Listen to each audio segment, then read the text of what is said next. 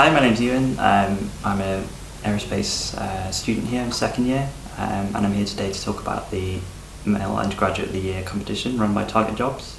So initially you fill out kind of a brief, it's almost like a cover letter saying why you'd be suitable for this specific category, what made you apply for the competition as a whole.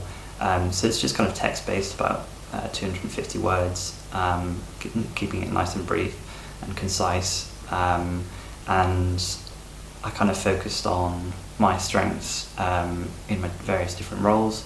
So I'm the Vice President for an aerospace society, and I talked about how dealing with people is part of pretty much every role I do.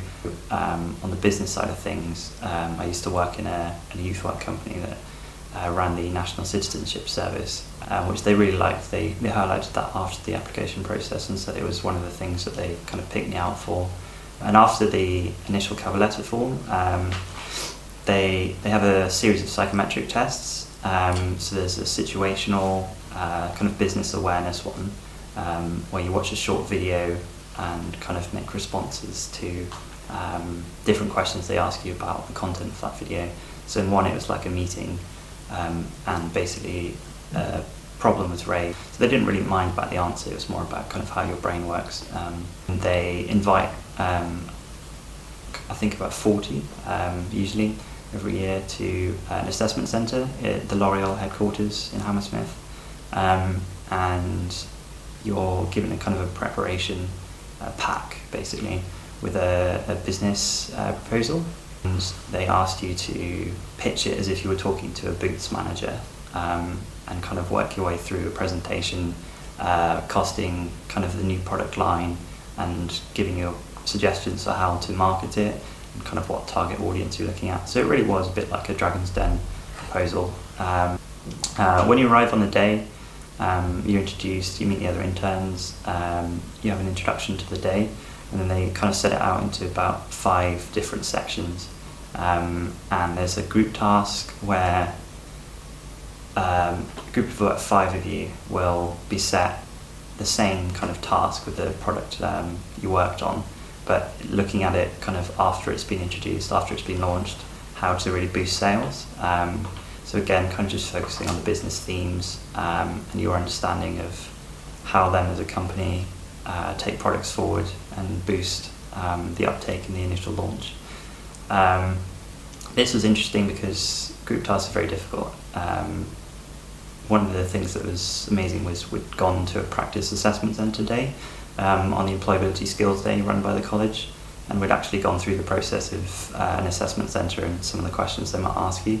And the do's and don'ts is like, don't be the one that's always interrupting, take more of a kind of engagement role where you bring others in that aren't talking and highlight people's points. They really like it when you say, so this is what you're saying and maybe we could do this with it. Okay. If you progress other people's points, they really like that. They said they could have seen a bit more engagement from me, so I think I was a bit too cautious with not jumping in. Obviously it's quite difficult with 5 quite enthusiastic people, should we say, who are all trying to show off, but there is a way that you can kind of gauge it where you're not being intrusive to other people, but you're also aiding the group and keeping them on focus. And then there was also maths and business tests. These was kind of paper format, like multiple choice with a time limit. So I think we had 10-minute time limit for about 20-25 questions. So it's tough, it does keep you on your toes, you have to work your way through them. It's about just time management. You don't have to answer all the questions to get through. They're looking for the percentage you've done and correctly in the right time.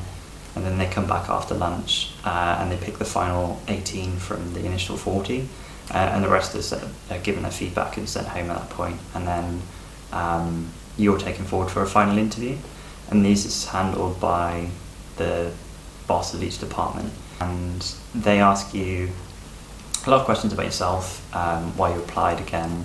They're looking for what you would do if you were given the opportunity for an internship, and what you've taken away from the day. They kind of ask you more on the business side of your product, so they ask you to talk about your individual presentation to one of the other department leads on La Roche-Posay, which is the product we were given initially.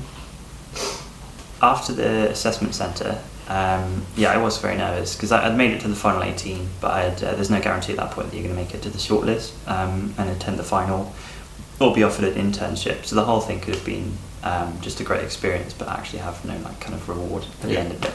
And I waited about a month for the shortlisting to come through, so I didn't then still know whether I had an internship or not.